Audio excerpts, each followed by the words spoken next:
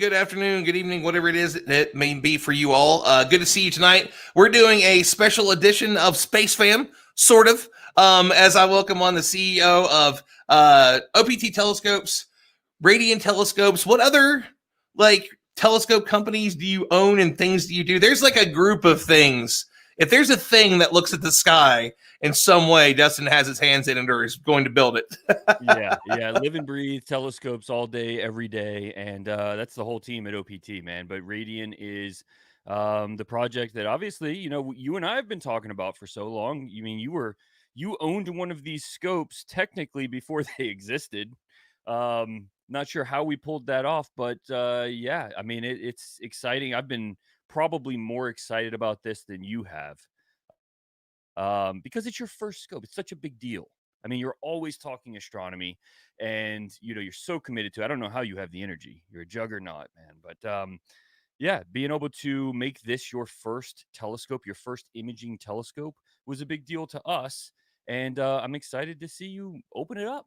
Yeah, man. And so for those that may not know, so if you're watching this for the first time and you are not, you haven't been watching Space Fan, maybe you're watching this on my personal Facebook page, you're watching this on Stardom, and you've been checking out the other stuff that we have.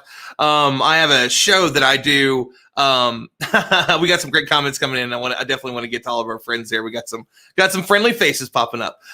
So some months ago on my birthday, we were working on a live stream, and I was working on getting a few people together, and some things kind of came about, and we ended up with just this crazy show with 10 amazing people on it, including Skyless, one of the most popular science communicators in the game on Twitch, Abigail Bolenbach, who does astronomy magazines to Infinity and Beyond, Bianca Cifello, who is a rocket scientist, doing amazing things with hold on a second. I made you full screen, didn't mean to. Who's doing amazing things with like the UN for space for women and just all these kind of incredible stuff. My all-time favorite band, Cold, which is still surreal to me that they were on there. And then we had obviously Dustin from OPT Telescopes. We had the CEO of Explore Mars, one of my very cool bosses. He came on and talked a little bit about all the awesome stuff he's up to, including that new book that he'd written, and the man, the myth, the legend, Neil deGrasse Tyson. So I don't think that I forgot anybody. There was 10 people on there, and if I did, I'm sorry. I'm trying to. Oh yeah, Maynard Okereke came on a little bit later in the show. I mean, we had some people pop in on and throughout the night. It was just a really, really fun time. So Crazy, yeah, man. So there was two things that happened that night for me in particular. One of them was I do not have my own telescope. For those of you that know me, I've been into space and science for 6.5 years or so. And then the only telescope that I've really had is this one. Hold on. That I borrowed from the Colorado Springs Astronomical Society 4 years ago and never gave back. They are aware that it's here. They know that it's here. We've done a telescope giveaway with them before, and also we actually gave Colorado Springs Astronomical Society one. Me and a friend of mine give them a telescope, so they're not too mad at me. And I try to talk about them as much as possible. And I do love those folks; they've been really cool to me. So that's been the only telescope that I've had, and I really do thank CS Astro for helping me out and allowing me to see the night sky. But things have always been crazy. There's always been the next place to travel to, where I was trying to make it in my career and do something. And so Dustin was like, we're going to hook you up. We want to give you the first of the Raptor telescopes that we have coming out. It's an astrophotography telescope. And it's going to be an amazing thing, plus a $500 gift certificate. So that way you can get whatever it is that you need for it. So we're going to talk a little bit about that. And as Will Young says here, let's unbox the thing. So I have it beside me. I've had it since yesterday. It is like being the parent and the child at the same time. Like, it's like you got the coolest gift ever. That's all right. So Dusty, I got to give you credit. Dusty at one point said that I should do a TV show called Between Two Telescopes. And I am technically with one on my left. Yeah. And this guy on my right, I was technically between two telescopes. So I'm super excited about it. So the one thing that you might notice about this at first, Actually, you know what? I am going to do a little bit of something suspenseful here, Dave, because we have a bunch of comments coming in. So got to give love to everybody first before we open this thing up. We've got Drew. Hopefully I said your name correctly. Thank you for being a fan of both Stardom and Space Fam. It's so awesome to see you here. We got Dusty, who is one of our favorites on the Clear Skies Network, and just a great friend. I've actually got one of his paintings behind me here. So he's on. We got Dave Farina. We have the one and only Will Young, who, by the way, is just killing it right now. He has a trending post across all the social media platforms. He caught the dragon on the way to the ISS and tracked it and got a video of it. And he's headed out there. Like, actual astronauts have reshared it. I think he's got like another 3,000 or 4,000 followers just the last couple of days. Will started this year with 2,000 followers on Instagram, and he's now at like 43,000. Yeah, he's done too. Yeah, man, he has just really been killing it. Your stuff is just so awesome, man. Quick shout out to both of us from Will. As David said, he does like to drag things out for suspense. Will Young, you know this. I'm the master of vague book, and so I'm vague booking you live. Raquel Nino, who is one of the best science communicators in the game. She's I was telling her about this one last night in this awesome scope, so I know she's stoked. And of course, I would feel remiss if I did not shout out my aunt. Who is amazing. So she's obviously stoked to see my first telescope. My aunt's been watching Cosmos, and that makes my life complete. That's super awesome that I kind of inspired that. So let's get to it. So what people may notice is that it's something you can hold in your hand. Like, whenever I went to the office, like, it's a telescope? It's like, yeah, it's like, is it collapsible? I'm like, well, I kind of started to explain it to him a little bit, but the person that's going to be able to explain it better will be obviously Dustin. We got Dr. Graham Lau in the house. Good to see you, brother. And so let's take it out of this part of the box and kind of see what it looks like. Here we go. Yeah. Maybe. Well, I'm trying not to mess up the box because I know it's like one of the first ones. So I'm just like trying to be super careful with it. Oh, by the way, if you didn't see the cover, it might be hard to see, but it says for those who collect light in the dark, which is just super cool. Yeah, we wanted it to be, I mean, it should be exciting. This is your tool to explore the universe. Yeah. It should matter. The experience should be a good one. It's in a backpack. It's actually more in a camera bag, I think I would say. If you're yeah. So that is pretty. And I love red and black, man. Like that's totally my color. So I'm glad that that's kind of what Trevor was looking at wanting to do. So Astro Backyard, if you don't follow him, go follow him now. He's the man. He does incredible SciComm on mostly YouTube from what I've seen, but I do know he does live streams and stuff. So just awesome guy. All right, so I'm going to start breaking out the pieces here, and you can feel free to let me know what all I'm looking at from the bag.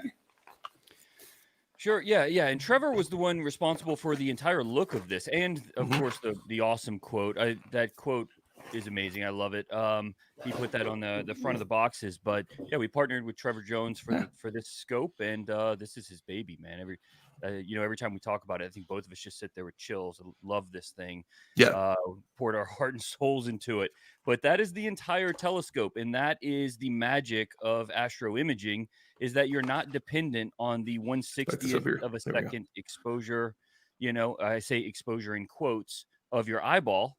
Instead, you can run a camera sensor behind it and run exposures as long as you want. Just gather light. And that was the big difference. We knew this wouldn't be the first telescope you'd use, but this is the first astrophotography telescope that you've used. And it's almost like a different hobby. And in my opinion, it's a much more shareable experience. Not that, I absolutely love visual, and there's something about it that can never be replaced. But with astrophotography, you walk away with high resolution images that you can share. And Ron, that's what you do all day, every day, is share space, share a love of space, and, communicate that excitement. And so that's why we felt like, it's better for Ron to go this astrophotography route. And plus, it's so portable. I mean, look at that thing. It's like the size of a can of tennis balls, It's like and so I do let me go back here. So I do apologize. The whole point of getting the camera lens that I'm using right now is to give that super cool kind of blurry background. So if I get too close to this, it's going to get blurry. So you can't really see it unless I actually change this. So I want to try and mess with it here live. There we go. So that way everybody can see it just a little bit better. I mean, really, seriously, it's other than say like a telephoto lens. That's about the only thing that I could really describe it. But I mean, it is an astrophotography lens. That's kind of, the point. So let's talk a little bit about it. What is it that we're actually looking at here for folks that have no idea? Because like I said, the guy that was downstairs is like, what is that? So how is that a telescope? What is it? How does it work? So I guess let's talk about the difference between, a telescope where you want to go out and you look at the moon, you look at planets, and then this that can take these stunning deep sky photos that we've seen so far from, I know we're going to have a bunch coming up probably in the next few weeks. I'm sure that OPT is going to be highlighting those. And then, so let's go into the details a little bit for folks. Yeah, sure. There is a lot to unpack here. So if you take the cap off of the front of the telescope for a second, and you'll see that on the front you've got some writing there. It'll show you, the focal length, and that's the objective. So that's the light gathering element there in the front of the telescope. And 61 millimeters is your aperture, and so you've got 275 millimeters of focal length. That's comparable to, like you said, a telephoto lens, but this only has one job. Whereas a lens is going to be made for terrestrial shooting, they are never made to be best. So camera lenses have to be designed to be best at some point. And generally, that's somewhere in the middle of its aperture range and somewhere in the middle of its focal distance range. But with telescopes, you get to cut all of that out and you can make them just hyper isolated, hyper focused on this one thing, which is focused at infinity. And you want it to be sharpest because you're not changing apertures. You can have it sharpest at whatever its fixed element is. So it's a 61. It's always going to be sharper than a camera lens, much, much sharper when you're focusing on things like point source lights like stars. And so even though this is the same size as some telephoto lenses, there will be no comparison. Actually, we've tried it. We've tried $800 telescopes against $10,000 camera lenses, and the telescopes win for a lot of reasons. Only on that purpose, only shooting with that purpose, with that intention, is going out under a night sky and shooting stars. Everything else, shooting terrestrially, going to the zoo, generally the versatility of camera lenses is going to win with stuff like that. But it is designed to be used for wide field imaging. And when I say that, like you mentioned, planetary. Shooting the moon's a big target. It's half a degree wide. And so, you can still shoot the moon very easily with this. And cameras are so good anymore. You just crop in, you'll have the moon fill your image and still have a lot of resolution. This will be fine if you want to go out and get your first lunar photos. But with planets, it's not really the right tool for the job. It's more of when I say wide field, I mean these deep space targets like the Andromeda Galaxy, the big colorful nebulae, the North America Pelican Nebula, Orion Nebula, all these things that you see in photos that are just really, really colorful. These things in the night sky are huge. For instance, Andromeda is 6 full moons wide in the night sky. In those big colorful targets, those are the things that a telescope like this, when I say wide field, will really, really excel at. I honestly think some of the best images I've seen have been coming from Trevor Jones recently with this scope. And he's been telling me it's just spoiling him. He's going out with this little scope, a tiny mount, setting it down, and then getting this huge wide field image. And it gives you the context of the image because now it's so wide that you can see those targets, but also see the stars around it, which kind of gives the whole thing context and really, allows you to wrap your brain around the fact that, like, this is our perspective from here on Earth looking out. And, when you get that context, I think there's something moving about it that you just don't get when your focal length is too long, or shooting with something that's just way, way wider, like a camera lens for shooting Milky Way or something like that. So that's really its purpose, is going out and taking the big colorful images. And that's, when we talked, Ron, that was the stuff you said you wanted to do. You wanted to take the kind of photos that, I was posting on Instagram and all of that. Yep. These colorful objects, these nebulae, man, that is the tool for the job. And so I know that there was some questions here. Will Young, Deep Sky Dude himself, says, Dustin, can you tell us about the focuser is a 10-1 ratio. And yeah, so we actually, the focuser was a really big part of this design. Trevor and I started on this project. I think it was in like February. It's in his video, but it was a long time ago. And the focuser was one of the things that I just kept coming back to. And for people that don't do a lot of imaging, this won't matter to you at all. But if you're out there imaging and Ron, you're getting in at above a level, above the frustration curve because you're starting here. But people that have imaged with scopes that the focusers have locking mechanisms, you'll know exactly what I'm talking about. But achieving focus is so incredibly important because your images cannot be better than the focus you achieve. So you have to, wherever you set your focus before you shoot the image is how your image is going to turn out. It's not like a camera lens. You push a button and it autofocuses for you that way. And if it's off, you just push it again and it'll fix it. You really have to be pretty critical with the focus, make sure that it's right. And so we wanted it to be very, very fine, very, very smooth. And then whenever you lock it, once you find that focus, you want to lock it into place. But in the past, using most telescopes that we've used, one of the things that always bothered me was you would go through the effort of finding that perfect focus manually.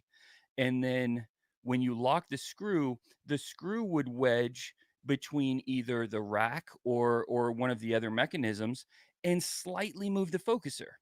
And so even though it was very small, now you lost that perfect focus.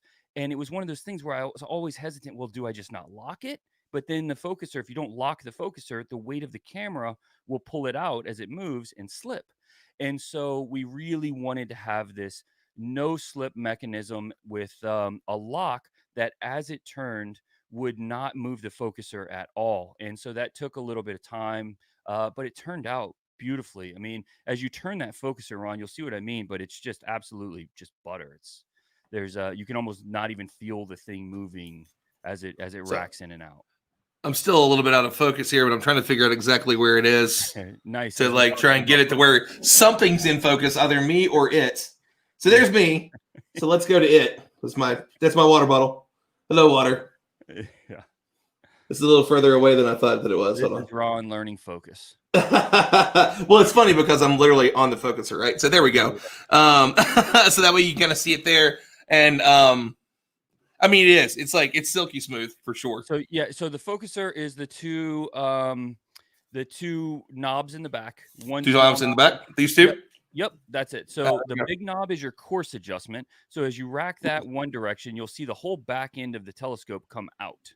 Mm-hmm. See that? See it moving? Yeah. And then if you grab the smaller knob, that is going to be a much finer focused where you can make tiny micro adjustments. Ah, nice. So yeah. So you can make micro adjustments with the small knob and then coarse adjustments, big adjustments with the big knob, and then lock it from there. But I think you'll find that locks in the front, right? That's what I'm looking at right there.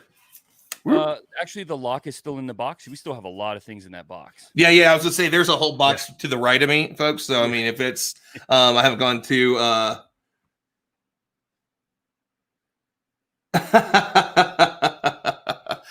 So yeah. Sorry, I just laughed at one of the comments from my best friend here.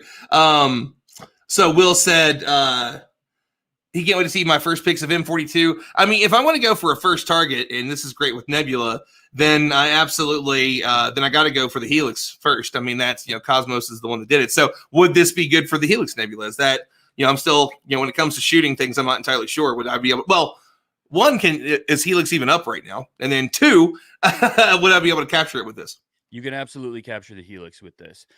For the most part, it's not true of all nebulae, especially things that are really, really distant or really, really small from our perspective. Yep. But for the most part, if someone says, Ron, can you shoot insert anything nebula? You can just say yes. Mm-hmm. Okay. It's like you can just say yes in general. Yeah, you can just say yes if nebula is in the sentence. You're going to be fine. Some are going to fit the field of view better with your camera than others, but that is a nebula machine right there. Awesome. All right. Well, let's sit this down and I'll go to the next pieces here. What should I go for first? Is there anything important that we should say? Oh, wait, here's the focuser clip, I believe. So this comes with 2 dovetails. Mhm. The dovetails attached to the rings. So, like I said, there's quite a bit to unpack here. The rings the rings go around the telescope. So we made some custom rings, as you can see the one behind me. Those 2 metal rings that come in the box. Mhm. Those go around the telescope, and then you get an option of 2 different dovetails. One of them is called a D plate, a Losmandy plate, which is really wide. That's a custom plate that we designed to be universal with any set of rings. And then the other one is that really small one that you just held up, which most people will not use, because, you want a rigid design. And plus the other, I mean, honestly, the other one is just, it's superior in just about every way other than weight. And so most of the people, actually everyone I know that's using, is using the bigger plate. But if you have a mount that only has Vixen plate, then you can throw on that smaller plate. Or if you just want to stay extremely lightweight, we wanted it to be included. So as far as I know, this is the only telescope at all that comes with adaptation to any mount that you have. Yeah, that's the Vixen plate right there.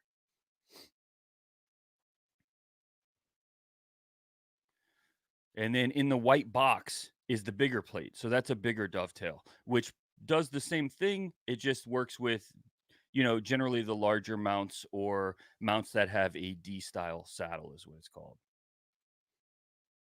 I'll go back to you since I'm unfocused right now. Right. I mean, I'm focused, but I mean, I'm literally, my face is unfocused. Yeah, yeah. That's probably a step up for most folks. Like, oh man. So I know that. So let's talk. What I'll do is I'll throw out a question to you here. On the front of it, it says triplet APO. For folks that don't know what that is, can you give us a quick breakdown? Yeah. Like So me? yeah, no problem. So you'll see some different designations with refractors. So you have 2 different types of telescopes, and then mixes of those 2 top categories, which are reflectors using mirrors and refractors using lenses. And then you have, combinations of the 2, catadioptrics and other hybrids and things like that. But generally, those are the 2 that people kind of fall into one category or the other. And so with refractors, with refractive elements, you can kind of, I mean, this is really oversimplifying it, but think about it as the number of elements to correct certain colors, to correct the number of colors. And so with 2 elements, with doublets, you'll see people call them apos. They're not truly apochromatic. And apochromatic means fully color corrected, to where if you shoot, there won't be any fringing of the colors, where one color or multiple colors come to focus at different points. And you'll see that. So, like, if you have let's say a doublet, and you take a picture of the moon, red and green will focus together, but blue, specifically violet, will not come to focus in the same place. And so what will happen is the moon will have this purple haze around the outside of it, color fringing. And you'll see that it's called chromatic aberration. But you'll see that in the really bright stars. And so you can get really close to correcting it with a doublet, but you can't truly correct it with just 2 lenses. So to correct the third color, you have an extra lens, and that is a triplet. So triplets are a lot more expensive, but they are also, they are the Ferrari of the refractor design, right? Like it's really, when you can, like, a triplet is something that will work forever. It's gonna give you full color correction. You're not going to be going back into your images trying to click on every star and cut out the purple fringing or anything like that. Triplets are definitely what you want to shoot for if it's going to be for astrophotography. Awesome. And then I got this next piece out here. Finally got it cut out of the plastic. So I believe That is the Radian dovetail. that's And the so dovetail. Yeah. that There is we the go. dovetail. You can see it looks a bit different, has quite a bit to it.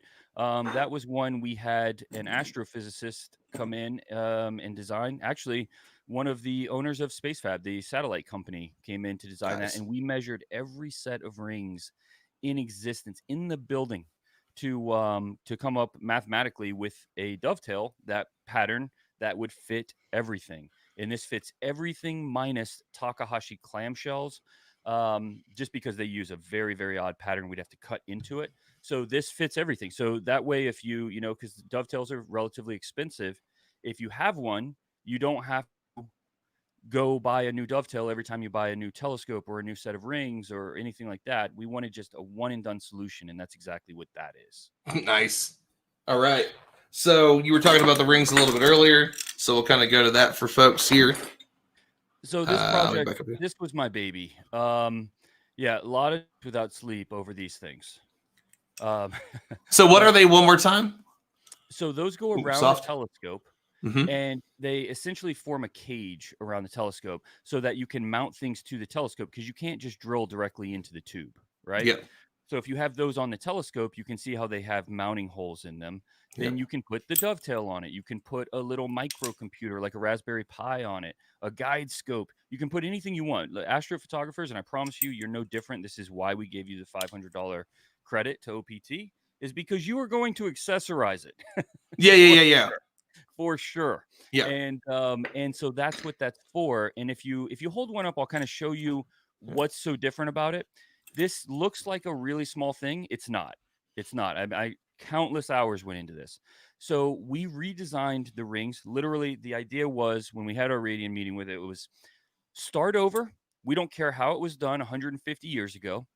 Throw everything away and pretend now the only thing you care about is doing photography. And you know the problems of photography. You know you're going to be using cables. You're going to be using computers. You're going to have things to mount. You are going to have cable drag that can pull cables out if they get caught on something. All of these things. And let's redesign it from scratch. Okay. And you're not allowed to bring any ideas in because of tradition. Those are thrown out. And that was how the meeting started. And that's what we came up with. And so these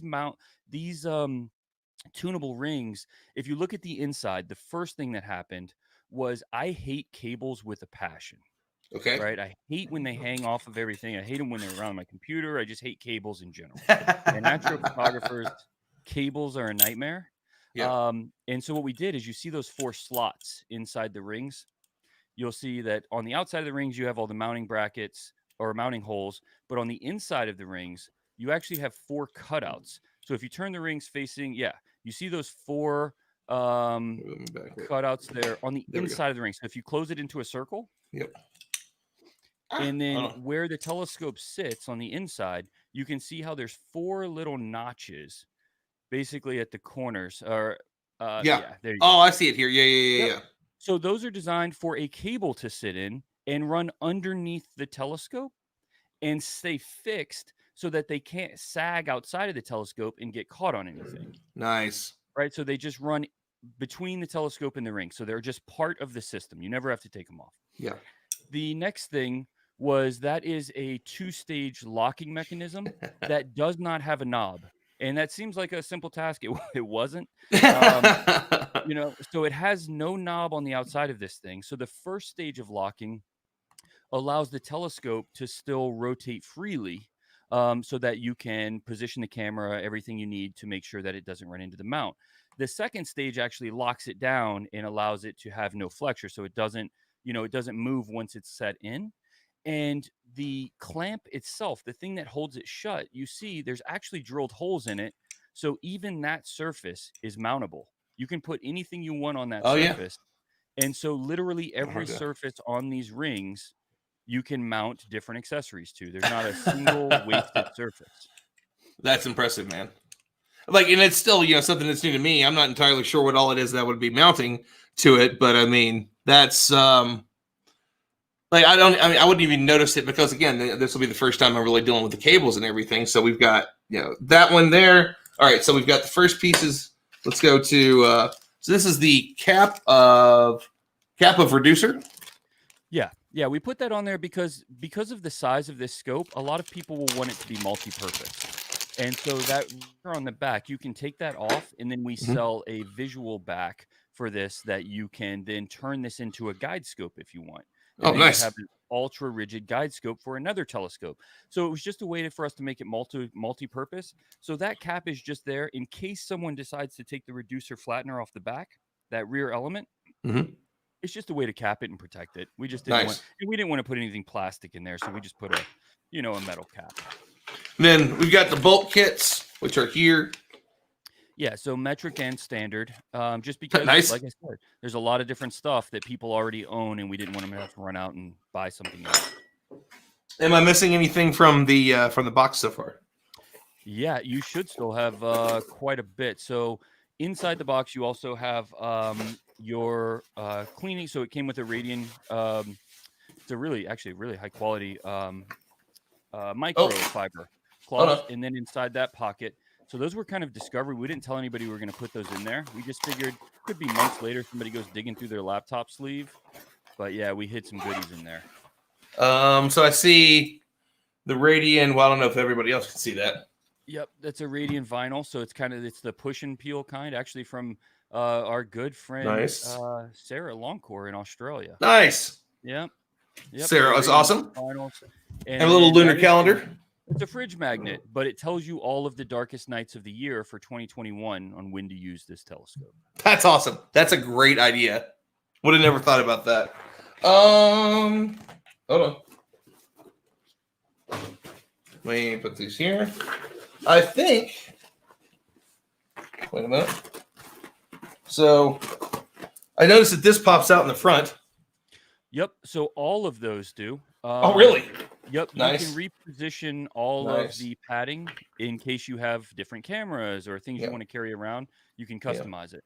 And then there's the microfiber cloth. Yeah. Yeah, the microfiber cloth. I think that may be it. I mean, like, that's not enough, but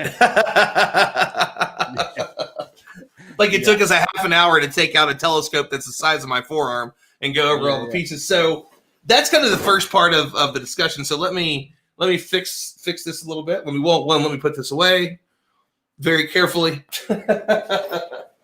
And then fix the camera here. And I know that David's been asking if you have one of your own yet. I mean, it's your company, so I'm sure you probably do. Actually, no, and it's it's such a challenging thing, but I had to do what was right. So twice I've been hit by this. The first one was I got the first one in, and with a project like this, look, man, I'm an imager. This is, if it's clear, I'm imaging all the time, right? I mean, literally, my observatory is running right now, and it's I was so excited, but when we got it, we ran out of time. And so I had to, literally the day it hit, I had to spin it around and ship it to Trevor. So I got to spend 15 minutes with the very last prototype, shipped it to Trevor, and then all of the videos you've seen that was made with it. So we ran out of time. We didn't have any time for me to use it or get some images or any of that. So I told Trevor, I was like, look, it's not a big deal. We've got so many of these coming. I'll pull one of the next run, and I'll be right behind you getting my images. And then we did the launch for pre-sale, and they sold out literally immediately. It was the most successful telescope release in OPT history, which is 75-year history now. And that is it's a more successful release in a pre-sale than any other telescope we sold over the course of a year, to put perspective. So I really that going crazy. I thought that we were going to have enough that I could at least take one, and I still was really tempted. I'm not going to lie. I was like, I saw so many of these sitting there, and I was like, I've got to have one. There's no way I can't have one. But then it's like, but I'm robbing that from somebody that's in line if I do that. So I just couldn't do it. So they all shipped, every one that we have, and we have more coming in just a couple weeks. And a lot of those are already spoken for. So people are getting in line for those now. And, I love to see it, but I'll get one very, very soon. I am very excited. And plus I'm feeling like Trevor's running off, getting all these images, man. I got to catch up. Absolutely. I mean, you kind of got to, right? And Trevor is incredible at what he does. Again, if you don't know Trevor, go out, check out Astro Backyard.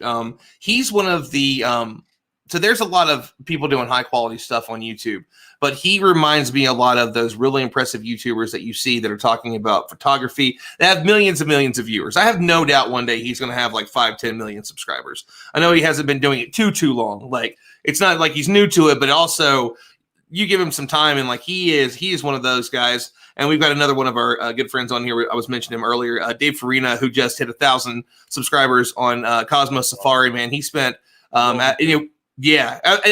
And Dave was on my show not too long ago, actually twice in the last month. And so he was sharing a little bit about some of his successes, and we're going to be, I believe you're going to be on it too on Saturday night before Space Fam. He's going to do a big giveaway for his 1,000 subscribers, so on YouTube. So definitely go check out his stuff. But he's out there showing you how you can capture these night sky objects that everybody wants to see. Here's the thing that's trending on Twitter. Everybody loves this photo. Well, how do they, how they capture that? Well, here's where you can find it in the sky and so on. And so his work's fantastic. David said that Trevor is a genuinely food person. I think most of us are foodies, and so that's a little weird, Dave, but it's fine. Obviously, he meant that he's a generally good person. So we're down to like one. The telescope is amazing. I understood 10% of what you said, so I'll go back with a telescope dictionary and just go through all the stuff. But the next one is, look, the whole point is for you to not have to know. Right. The idea is like some of the things, these are the hurdles that when we started tackling this project, we thought, let's take the things that we're hearing every day as a team that are keeping people from being successful, because that's our job, is how do we take people from where they are, so they're at A, they've got this vision of what B is, what that exciting, what that thing would be that gets them so excited that they want to share, that they want to explore the universe around them in this way. Let's connect those dots. And that's what Radian was meant to be, is a way to connect those without the gigantic learning curve. Things like back focus and adaptation can be an absolute nightmare and very expensive. When back focus is how far back the sensor has to be from the rear element of a telescope. And you think that it could be simple. It's not always simple. It has to be very precise. Even things like filters can change that position. And so what we did is we just kind of made it what we looked at what people are using. So with mirrorless cameras, DSLRs, ZWO cameras, and all of the popular stuff that's out there, like QHY, these really popular cameras, we standardized it on 55 millimeters. So you can literally just get a T-ring, just get the adapter that clicks into your camera, a $5 adapter that everybody has to have to do any imaging anyway. So if you have a Nikon, you have this Nikon adapter called a T-ring. When you screw that on, our telescope is already designed to be at the perfect back focus for that camera. And so that's how it works with all of the popular cameras, so that it just takes all of the, having to learn these different pieces, the learning curve out of it, and instead gets out of the way, which ultimately these tools should do. You're trying to go explore the universe, not learn everything there is to know about optics, right? That's our job to do that. You should just be able to click your camera on and go do the hobby. That's what you're trying to do, right? Absolutely. And so, somebody's looking for a T-ring for this. You mentioned that one. Where can people find that? Is that something that you can get on OPT telescopes? Is this something that, is it everywhere? I mean, well, OPT's got everything under the sun, but I mean, is it? Yeah. But I mean, I'm sure you guys have everything from the low end to the highest end version of those. And I guess there's also a question there too. Is that you said that? How much did you say that they run? What's the range that they can run? $5 up to 15-ish. Something like that. They're not super expensive. They're very common adapters. And just make sure that it is, so whatever your lens mount is, that's the T-ring you need. So if you have Canon with EF lenses, then get the EF T-ring. If you have Sony, I guess that would be Sony. I don't shoot Canon or Sony. I shoot Fuji. But like Fuji is the X mount. So you would get the X mount T-ring. But whatever your lenses are, that's the T-ring you need, because that's what your camera connects to. Because cameras click and lock. They don't just screw on. With telescope cameras, it's a little different. They thread on, so it's very easy to just thread on directly to the back of the scope. And again, it's already at the correct back focus for you. Excellent stuff. Okay. There's no learning curve. And like I said, filters, it's one thing we didn't even cover, but that back adapter that you see on the telescope, that very last metal piece that you see on it, at the very back, inside of that is actually a threaded filter adapter. We call it a filter vault, but that unscrews, and you can take a filter like the triad filter or any filter that's 2-inch and thread it in there. And then the filter becomes part of the imaging train. It becomes part of the telescope itself. So it's super rigid. You're not going to have any reflections or shaking. And so even that piece is covered. It's foolproof, man. This thing, can do whatever it is. You're going to be the limiting factor, Ron. Like Yep. that's where you want to be as an imager, or really as any photographer, is just you want you to be the limiting factor, not your gear. Yep. And I promise you, for as long as you use this, you will be the limiting factor. And that's a really good place to be. Yep. So what else is missing from this? All I have is what's in the box. So I need mount tracker. What are the things that if somebody's watching this, they're like, wow, that looks awesome. I've got a camera. I can get one of those mounts. I've got a $500 gift certificate. And this is feel free to those that are experts that are in the chat too, because there's quite a few of you. Almost all of them are at the very minimum great quality astronomers. So throw out any suggestions you have there. But I think the next is probably going to be tripod, mount, etc. Yeah. And so you could tell that we had this plan in the works because we started releasing things for it before people knew what it was. Like we released the Radian tripod. So it's an ultra lightweight tripod to match the ultra portable telescope. And it's just full carbon fiber. The thing weighs like 4 pounds and can carry this entire imaging rig very easily. It's a separate product. And then from there, you have an option. You can either go with a mount if you want to go a little heavier. You can get something that has go-to and can support this. This can work on all of the smallest mounts. You don't have to go buy an expensive mount. It's a very light telescope. But you don't even have to go that far. You can run this, as I've seen Trevor doing, with just a Milky Way tracker made for camera lenses, because essentially, like you pointed out in the beginning, it is the size and weight of a camera lens. And so those tracking heads that are very inexpensive and they run off AA batteries, there's literally nothing to learn. On off button, that's it, right? And just point that thing north and go. Yeah, I mean, this can still be carried on those. So you can image with this on a mount that doesn't have go-to or anything. That's, $400 and get deep space astrophotography. So you really don't have to go crazy and spend 10 grand. I mean, the scope's under $1,000. The mount, is under 400, and you're ready to go. If you've already got a camera, click it on the back and go get some images of space and share it with people. That's the exciting part. Awesome stuff. So David Farina says, I would go with the Skywatcher tracking mount with a Radian tripod. Awesome. Got Andy Cowley just jumping in. Good evening, sir. Good to see you. Hopefully, sir, friend. I'm not entirely sure. Andy could be either or both. Will says that he loves his Orion Atlas. It's a beast. Well, yeah, but you've got a big friggin' telescope, bro.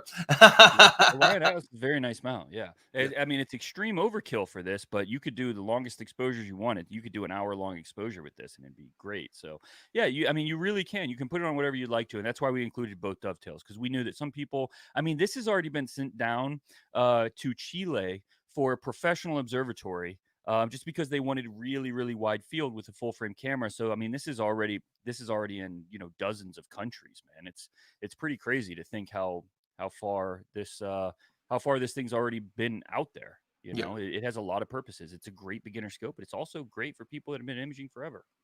Well, and this is something that we talked about before. I mean, I'm certainly going to be utilizing this, especially for images for Stardom. I mean, anytime that we have these crazy night sky images on there, especially whenever I was really, really on it every single day and really putting out a lot of content, the stuff I would get from astrophotographers was like it would be nuts. It'd be 12, 13, 14,000 likes on these things. These people would just go nuts for the stuff that is basically what this has the ability to do. And if you haven't really seen it, let me see if I can find. I think that he's got one on the website. Some photos that he has taken. Okay, yeah, let's bring this up real quick. So I'm going to go to the website and show everybody some of the shots that Trevor Astro Backyard again has been taking. So hopefully you all can see that. We got Dustin and I on the side here. So again, if you're just joining us, we're looking at the Raptor very first telescope from Radian Telescopes, which is one of the multitude of companies that OPT Telescopes has under its umbrella, and looking at some of the images that have been taken with this scope that is really the size of my forearm and much, much larger than my forearm, I'm sure. So this is a bit of the review that one of the creators put together, like finally got in his hands, went out and started taking photos. He's the designer, so yeah, he is the designer. It makes sense to be the first one. So check him out. astrobackyard.com YouTube channel is amazing. You can see a little bit of some of the photos that he's taken. I mean, that is a gorgeous image. And just to come from something so small, like you expected there would be like this $10,000 setup to take some of these images. And that is not the case.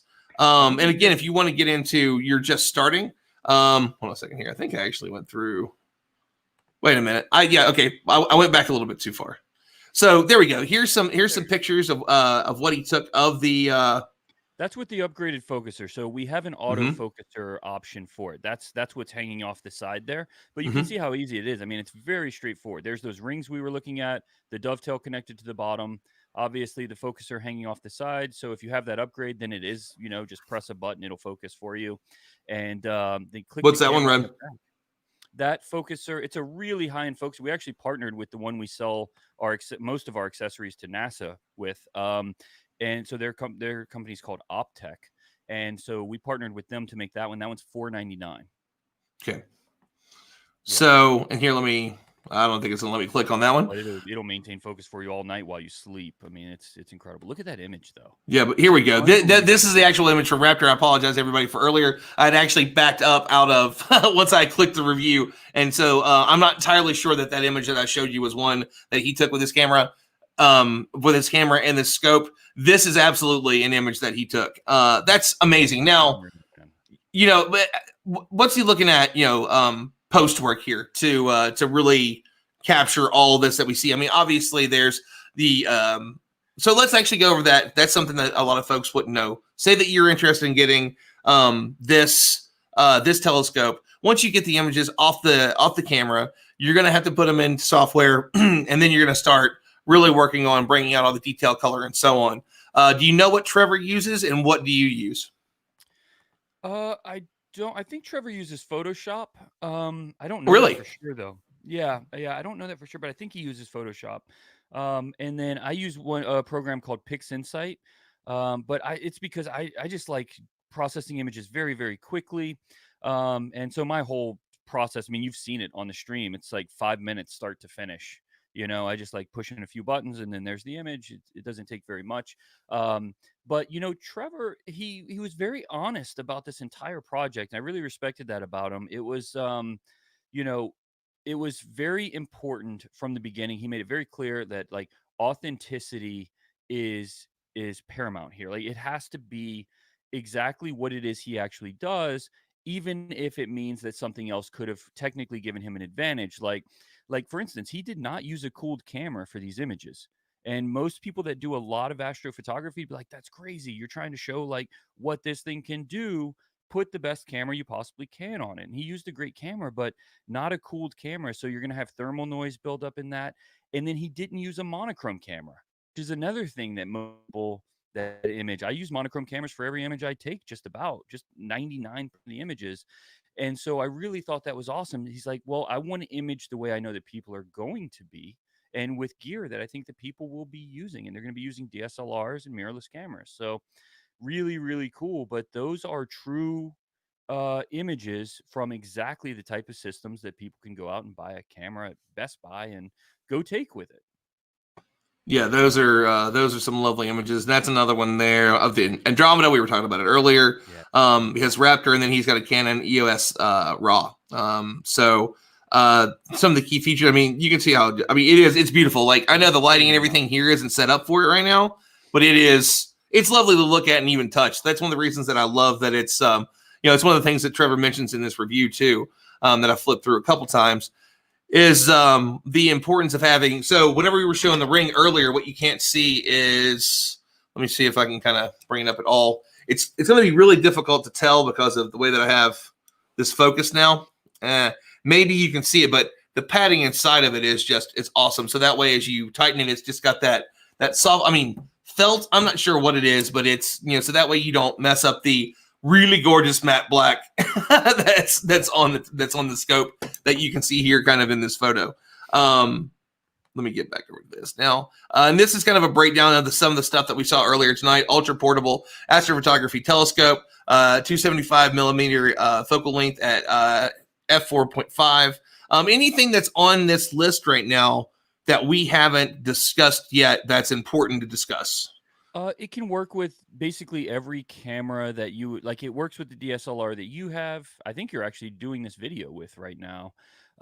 It can work all the way up to full frame. So basically, whatever camera you have, it's going to work. That's great. Um, it has the rotator built into the back, so you can rotate your images at two places. One inside the rings with the first step lock. The second one is at the back of the cameras, just to make sure these are very odd things that happen from time to time where, like, for instance, if you have a tripod leg in the wrong spot or something, the telescope swings down to one side, it might run into that. But that gives you some freedom to rotate things in a position that will not give you problems throughout the night. So we just tried to think of every little thing that we possibly could to just say, all right, there will be no problems now. Beautiful stuff. So let me kind of scroll down a little bit more. I know that like another awesome shot from him. First impressions, early results. He's got a couple ads here. Always got to support your friends. If you see something on there, Amazon Prime for students, go get that, man.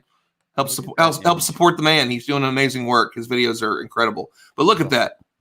Yeah, that does not Gorgeous. look like it came from a telescope that was less than $1,000. Yep.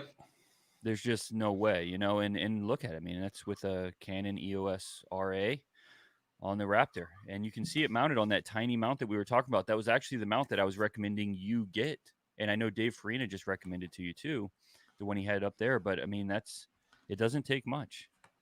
Yeah, it's what you can see is he kind of breaks it down. He's like, by the time the first 5-minute exposure finished, I knew that this telescope would be very popular in the astrophotography community. Seeing a large nebula region appear on the screen at a massive 275 millimeter focal length is an experience like no other.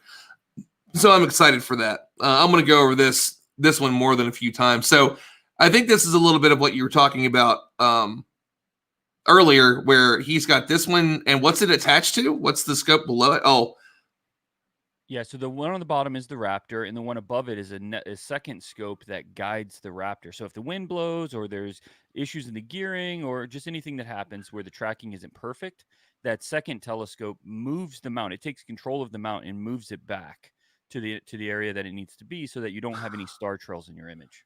Damn, that's pretty incredible. Again, like more images, the lobster claw nebula, like just gorgeous stuff, man. And there's a little bit better view of what I was going to try to show you guys a little bit earlier. But again, the lighting in my room is set up it's studio lighting. It's lighting for me. It's not lighting for a small, like, awesome piece of technology like this. But you can see it in these images. Just, it's not ugly. I'll put it that way. So I give him credit for the color schemes. So yeah, I mean, anything else that, I mean, I know that we've been on here, closing in on an hour, and I don't want to keep you too long. I mean, it's not like you're not the CEO of like 18 different companies and have your own live streams and stuff. So anything else in particular here? Obviously, because I hosted the show, I'm not nerding out as much as I truly am inside, and I can't wait to mess with it. But the next thing for me is getting the pieces that didn't come in the box. I really wanted to have it kind of in my hand first, and I didn't want to get ahead of myself and say, oh, about this stuff. And I know I got the recommendations from 6 people, but I got the wrong thing. Like I would much rather say, okay, I've got exactly what I needed. I talked to a bunch of people. I feel informed, and for the next one, but I'm looking forward to it. It's getting, it goes back and forth between being cold here and for some reason jumping back to 70 degrees, but we've got cold nights. I'm only an hour away from dark skies enough that if you're outside and you have your eyes adjust for 20, 30 minutes, you can clearly see the Milky Way and beautiful meteor showers. So there's just I'm not far from being able to take some great pictures, and we can do astronomy just fine. Where we're at in town, or even just a little bit out of it. So I'm excited to see what I'm going to be able to see out there, just like hour away, and hooking up to the back of it. So I'm definitely going to have to ping some of my friends at the at CS Astro, the Colorado Springs Astronomical Society, and see who wants to go out, and we'll set this thing up once I get the mount set up. And so I believe, again, let me throw this back out to my man David. So David, and I believe that you said that you recommended the same thing, the Skywatcher tracking mount and a Radian tripod. Yeah, I think that it's just a really good fit. You can go out and spend more money, but I think for what you're trying to do, and the real benefit of this is how portable it is. I mean, it's such an incredibly light and portable system being able to take a tripod, the mount on top that's run by AA's, so you're not carrying anything else out with you, no batteries or no big batteries or car batteries or anything, and then just setting the whole thing down with the telescope on top of it. I mean, there's so much to be said for that. It's not cumbersome. It's not a challenge to go out with. You're going to find yourself using it all the time if it's just easy. And so I would say just keep it easy, keep it lightweight. Go out there, point this thing at Andromeda, right? It's in the sky right now. Go point it at Andromeda and just be blown away. You won't believe what you see in your first image. I can assure you of that. So I guess that would be the next thing. So we'll see the first image. And well, there's also something I should mention too. Now that I have the scope and we're going to be looking at the next pieces of this, Bill Nash, who's on Clear Skies Network, along with myself, Dustin. I think that our main man Wade is actually on right now. If you've never been on Clear Skies Network, we're not on there tonight because Wade is on there doing some awesome work. Wade has only really been at astrophotography and astronomy seriously for about a year, and the stuff that he produces is absolutely incredible. Awesome guy. We lightly featured him on Stardom. He was supposed to have a full takeover, and that was the week I found out about the Elon Musk interview, and like everything else went to the side. So Wade, I do understand that I owe you a full takeover because his work is excellent. So Bill Nash and I, one of the other hosts, we're going to be doing an intro to astronomy, astrophotography, everything in that astro realm, at least once a month, maybe twice a month. And we're going to start that next week. So it's going to be kind of a special edition of his show that I'm going to hop on. And there he is right there.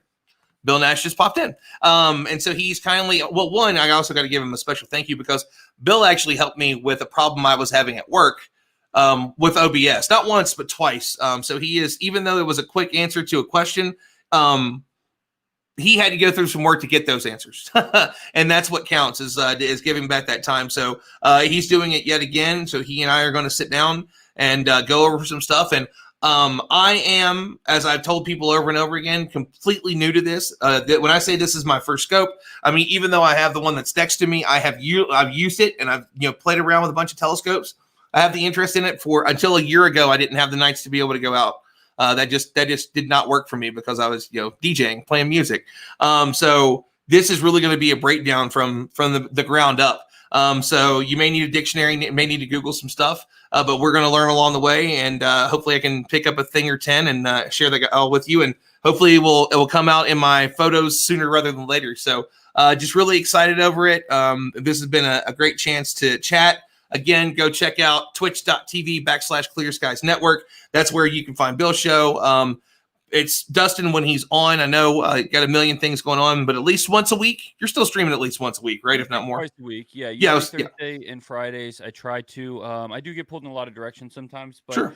Yep, I try to be there at least Thursday night and Friday night, and running the observatories live. I just got one of the observatories back up, so we'll be doing that this week.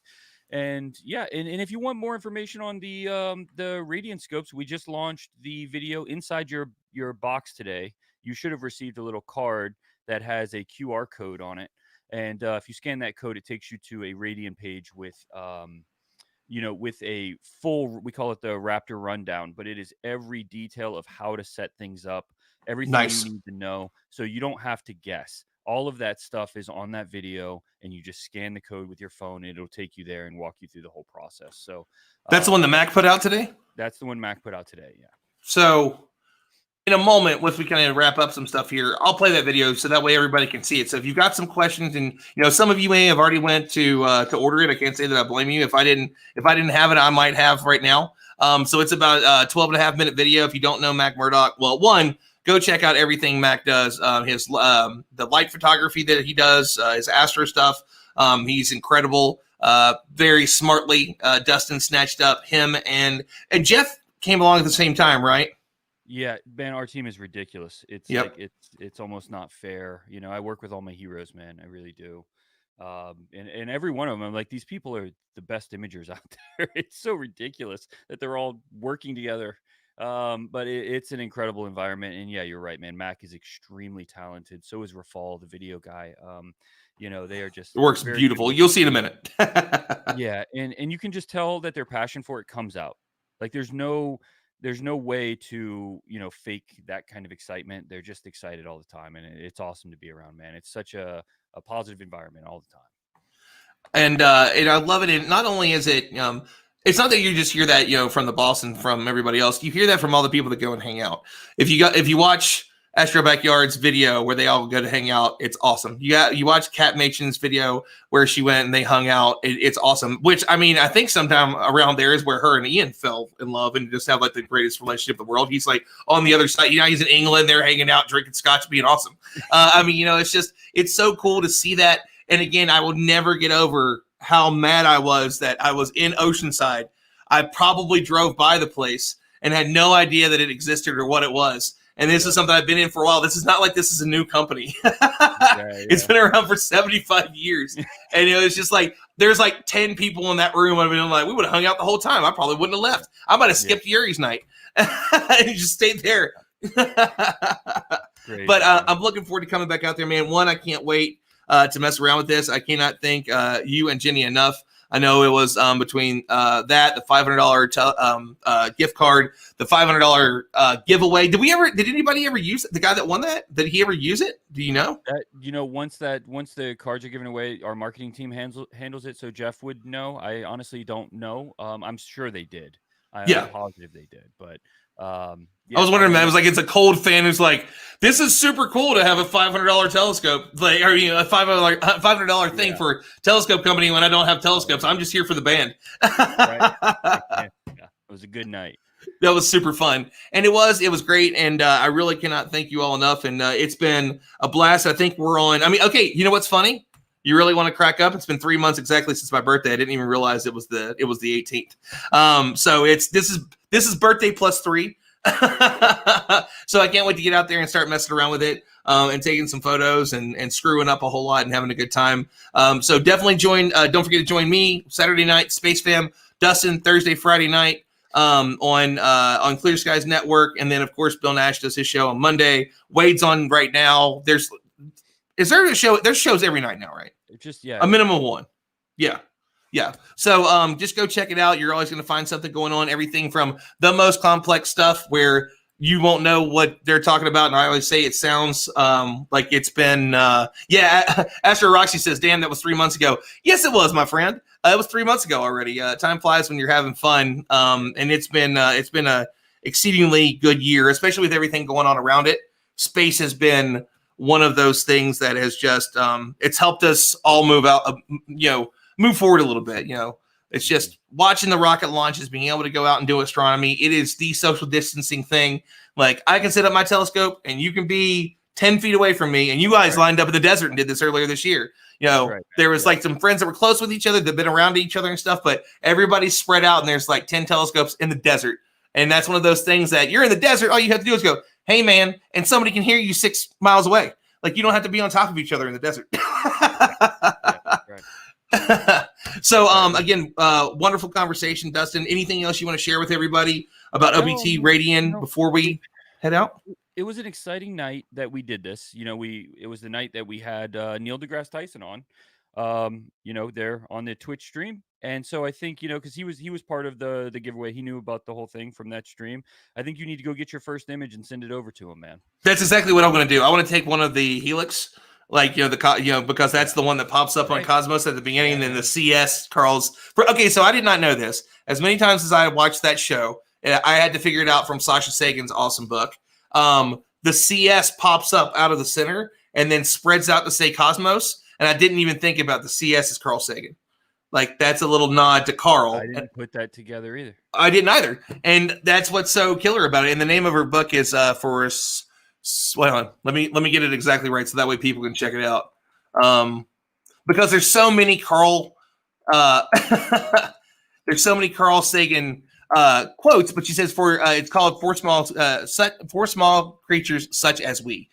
And that is actually not a line that her dad wrote. It is a line that her mom wrote. And her mom is the one that wrote the last 2 seasons of Cosmos. She had some co-writers, I think, on the last one. But if you're out there, you might even be watching it, or you might have watched it last night. I think the season finale is next week. Go watch Cosmos. But that's exactly what I want to do. I want to take that first image of the Helix and just be like, 6.5 years later, here's that first image. So I'm sure he'll trip out about that. Maybe I'll put it on a t-shirt. Start doing stardom shirts and like prints and stuff here in a few months. So I'm sure that's what's coming, man. Yeah. All right. Thank you so much, Dustin. obviously love everything that you all are up to. Always generous, always giving to a lot of awesome people. And I know that it is appreciated in the community, and it shows by the community that you brought together. And thank you for all that you do. And you guys keep kicking ass, taking names. And I can't wait to probably get out sometime, maybe Thanksgiving, depending on how long it takes everything to get shipped here. I was gonna say, what's shipping time for most of the stuff? If it's in stock, everything that ships from so if it's in stock, everything ships same day as long as it's ordered before 2:00. Booyah.